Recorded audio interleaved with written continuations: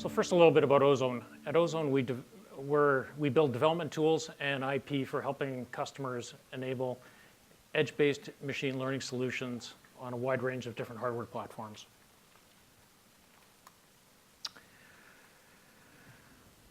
So let's imagine you're sitting in your office one day and the director of product management comes in and asks you to implement the same food classification network that you developed last year on your company's $5,000 smart oven. But this year they want to extend that feature across the product line, including the $150 toaster oven that your company sells. So how are you going to do that?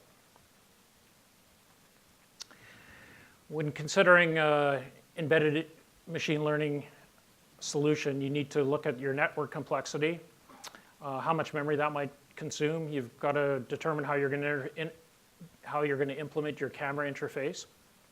You need to consider power consumption in some cases, and in this case especially, you need to understand the cost.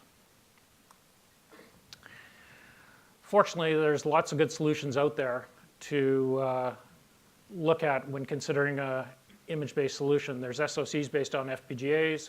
There's CPU, GPU combinations, DSPs.